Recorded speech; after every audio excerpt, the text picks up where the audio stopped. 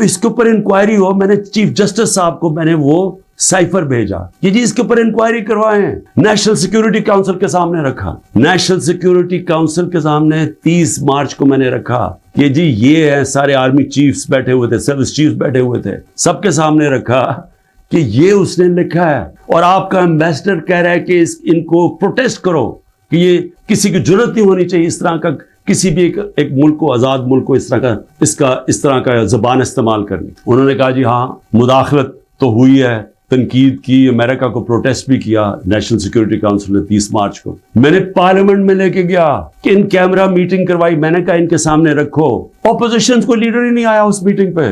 شہباز شریف, آصف زرداری, انہوں نے بائیکاٹ کر دی. کیونکہ ملے ہوئے تھے ساتھ, یہ اس کا حصہ تھے, یہ سازش کا حصہ تھے. کیونکہ کیا یہ پاکستان کے پرائم منسٹر کے خلاف ایک آدمی کہہ رہا ہے کہ اس کو ہٹاؤ, تو کیا یہ عمران خان چھوڑیں کسی بھی ملک کو اجازت دیتا ہے ایسے؟ کیا ایران کے اندر کسی کی جرت ہے کہ ان کے ایمبیسڈر کو کہے کہ جا کے اپنے پریزیڈنٹ کو ہٹا دے؟ یا ہندوستان میں کسی کی جرت ہے کہ کہے کہ یہ ایمبیسڈر کہے کہ جی نریندر مودی کو ہٹا دے؟ قومی غیرت ہوتی ہے, قومیں غیرت کے اوپر کھڑی ہوتی ہیں, قوم غیرت سٹینڈ لیتی ہیں, مشکل وقت گزارتی ہیں اور مضبوط ہو جاتی ہیں. دنیا ان کی عزت کرتا ہے, دنیا اس قوم کی عزت کرتا ہے جو اپنی عزت کرتی ہے. جب ایک عام آفیشل اس طرح کا سٹیٹمنٹ دے اور میں اس کے اوپر کچھ ہوئی نا, یعنی نیشنل سیکیورٹی کاؤنسل میں حیران ہو گیا کہ صرف جی ہم ڈیمارش کرتے ہیں. آپ انکوائری کرنی چاہیے تھی, پوچھنا چاہیے تھا, لکھنا چاہیے تھا کہ اس نے کیوں یہ کہا. اور انکوائری جب ہونی تھی تو ایک آدمی نے سامنے آ جانا تھا, جنرل باجوہ نے. مسلسل یہ جناب ان کی میٹنگز ہوتی تھی, ان کی وہ چارج ڈیفیئر سے ملتے تھے. کیا ISI کو نہیں پتا تھا کہ پچھلے 3 مہینے کے اندر ہمارے پارلیمنٹیرینز, ہمارے PTI کے بیک بینچرز اور یہ اپوزیشن لیڈر سے بار بار امریکن ایمبیسی میں جا رہے تھے. ارشد شریف نے پورا پروگرام کیا, بتایا کہ کون سے دن کون سے لوگ گئے. راجہ ریاض کا بتایا گیا. کیا راجہ ریاض میں فورن پالیسی ڈسکس کرنے گیا تھا؟ جو سب سے پہلے بھاگے وہ امریکن ایمبیسی جا رہے تھے. کیا ان کو نہیں پتا تھا؟ اس کے حصہ تھے. سازش ہو رہی تھی کسی طرح عمران خان کو راستے سے ہٹایا جائے, تب پلان بنا. اور مجھے اتنے افسوس سے کہنا پڑتا ہے کہ کسی کو جو بھی لوگ یہ دیکھ رہے تھے کہ یہاں, میں سوچا کہ کیا ان کو کوئی ان کو نہیں ہے کہ پاکستان ایک بڑی خواب کا نام تھا.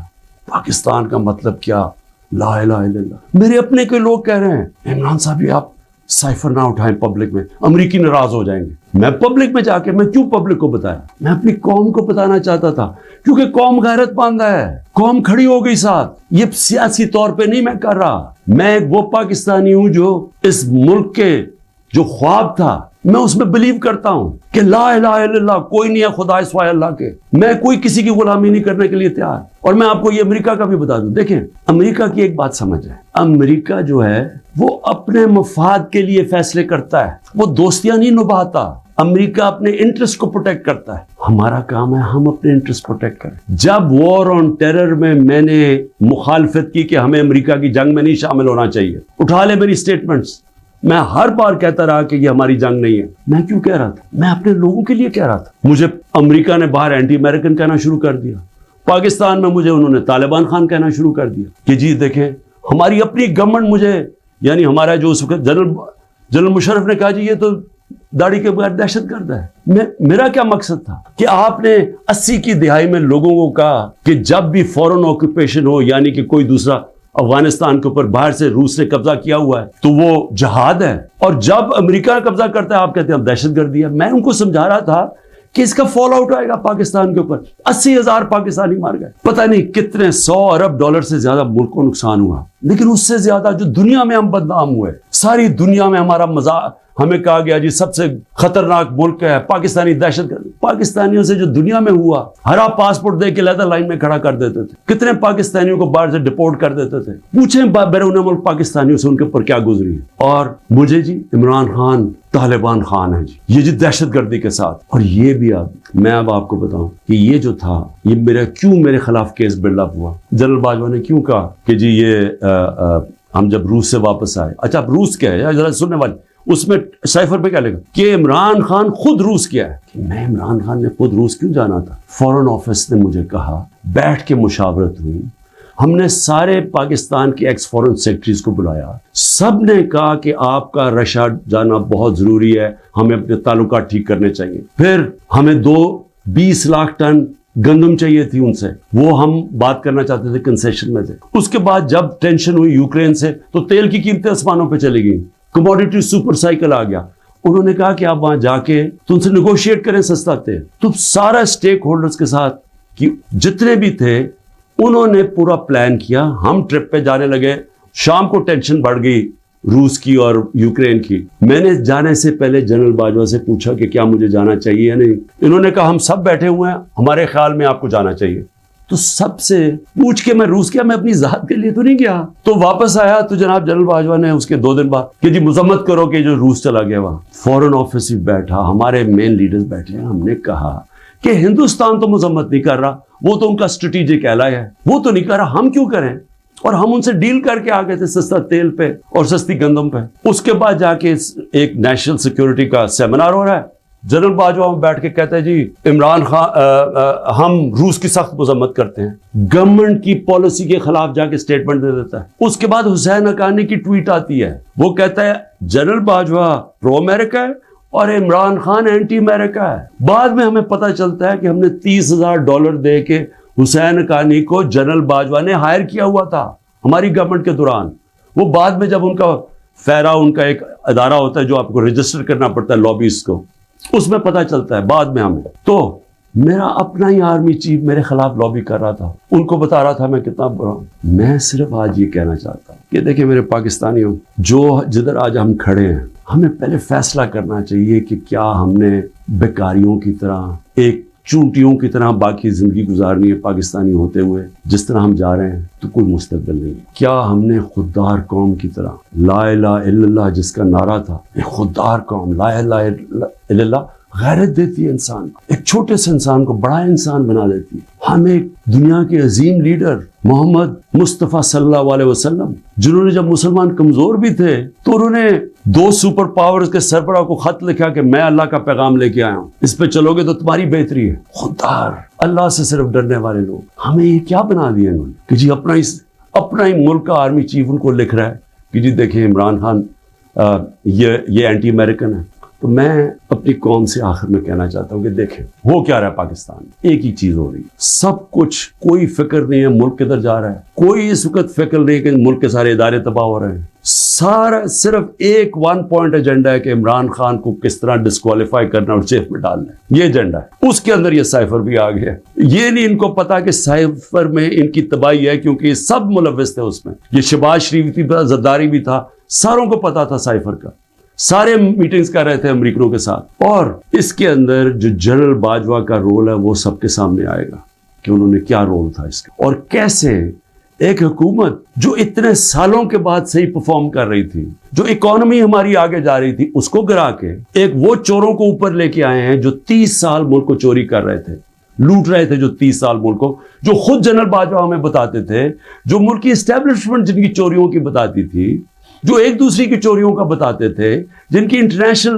دنیا میں ان کی چوریوں کے اخباروں میں اور کتابوں میں جن کا نام آتا تھا، ان کو لا کے اوپر بٹھا دیا۔ انکوائری سب سے بڑی یہ ہونی چاہیے اس سائفر کے اوپر، جو FIA نہیں کر سکتی۔ اگر صحیح انکوائری کروانی ہے تاکہ ہم آگے یہ غلطیاں نہ کریں، تو انکوائری یہ ہونی چاہیے کہ یہ سازش میں کون کون شریک تھا کہ ایک گورنمنٹ گرا کے ایک ملک کی اکانومی کی تباہ کیا، آج پاکستان کو گھٹنوں پہ رکھ دیا۔ آج اگر ہم ان کی مدد نہ کرتے اور IMF سے نہ کہتے کہ آپ کی سٹینڈ بائی ایگریمنٹ کے ہم ساتھ ہیں، تو پاکستان ڈیفالٹ کر گیا تھا۔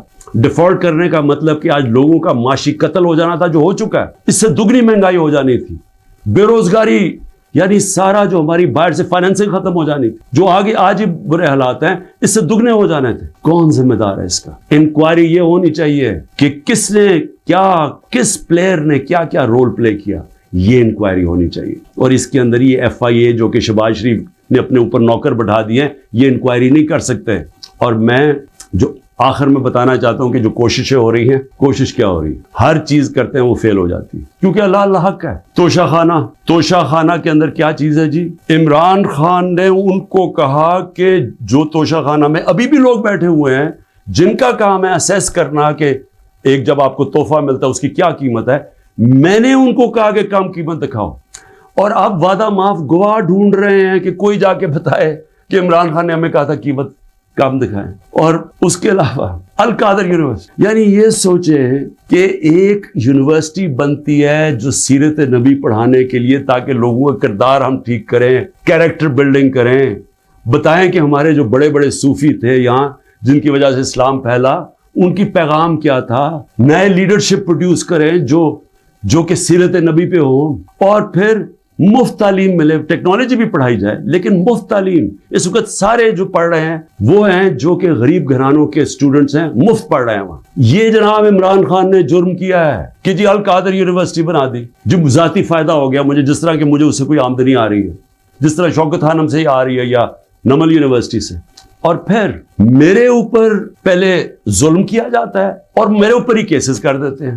9 مئی کو سپریم کورٹ کہتا ہے کہ عمران خان کے اوپر غیر آئینی اور غیر قانونی واردات کی گئی, مجھے وہاں سے اغوا کیا گیا, جو کمانڈوز مجھے وہاں سے لے کے گئے. سپریم کورٹ کا ورڈکٹ ہے. اور جس طرح مجھے ذلیل کیا, لوگوں کو مارا, ڈنڈے مارے, وکیلوں کو مارا, اس کے بعد ساری دنیا میں خبر دیکھا کہ مجھے ایک مجرم کی طرح پکڑ کے لے کے جا رہے ہیں, تو میرے اوپر 30 کیس ہو جاتے ہیں. جب میں 4 دن بند ہوتا ہوں اندر, جب جیل کے اندر, تو 30 کیس میرے اوپر ہو جاتا ہے کہ جی میری وجہ سے وہ جو رد عمل آیا. اور رد عمل نہیں آنا تھا کہ جب آپ ناانصافی کرتے ہیں, جو سپریم کورٹ کہتا ہے ناانصافی ہے, وہ جو بےچارے نکلتے ہیں پرامن مظاہرے کرنے کے لیے, جو 27 سال سے ہم نے کیے ہیں, ان کے اوپر گولیاں چلاتے ہیں. 25 لوگ ہیں جن کو انہوں نے شہید کیا ہے. 16 کے پاس ہمارے پاس ڈیٹس ہیں, 9 غائب ہیں ابھی. 3 لوگوں کی ٹانگیں کٹتی ہیں, ایک آدمی پیرالائزڈ ہے اس وقت, کمر پہ گولی لگتی ہے. اور یہ کیا کرتے ہیں, اوپر سے انہی کے اوپر کیس بنا دیتے ہیں. ساری دنیا کے اندر اب ایک کوئی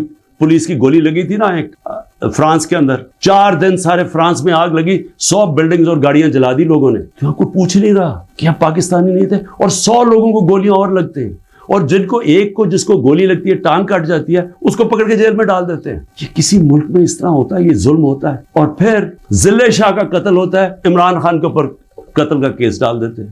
بعد میں جب پتہ چلتا ہے تشدد ہوا اس کے اوپر 26 جگہ, تو پھر کہتے ہیں ایکسیڈنٹ میں, پھر بھی میرے پہ کیس ڈال دیتے ہیں. کوئٹہ کے اندر ایک سارے کوئٹوں کا پتہ ہے, ذاتی دشمنی پہ ایک وکیل مارا جاتا ہے, عمران خان کے اوپر 302 قتل کیس ہو جاتا ہے. میں سوال یہ پوچھتا ہوں کہ کیا قوم یہ ناانصافی نہیں دیکھ رہی؟ اور یہ جو نظام آپ کر رہے ہیں, یہ سمجھ رہے ہیں کہ یہ بہت بڑا کوئی ڈنڈے مار کے اور خوف سے لوگوں کو اپنی طرف لے آئیں گے, یا لوگ ووٹ کسی اور کو دے دیں گے. یہ انسان ہے, یہ بھیڑ بکریاں نہیں ہیں. اور اس کے اوپر, اس نظام کے اوپر جو حضرت علی کا قول ہے وہ غور سے سن لیں. کفر کا نظام چل جائے گا لیکن ظلم اور ناانصافی کا نظام نہیں چل سکتا. حکومتیں چلتی ہیں اخلاقی قوت پہ, ڈنڈے مار کے جانور چلتے ہیں. ڈنڈے مار کے نہیں چلوا سکتے آپ لوگوں کو اگر آپ یہ سمجھتے ہیں کہ اس کی ظلم کی وجہ سے یہ چوروں کو تسلیم کر لے گی قوم, جو 30 سال سے ملک کو لوٹ رہے ہیں, جن کے پیسے باہر پڑے ہیں, جن کی سارا یہ جیسے انہوں نے اقتدار سے پھر باہر بھاگ جانا ہے, تو اگر یہ سمجھتے ہیں کہ لوگ اس خوف کی وجہ سے ان کو تسلیم کر جائیں گے, مجھے ترس آ رہا ہے ان لوگوں کے اوپر جن کی یہ سوچ ہے. پاکستان زندہ باد.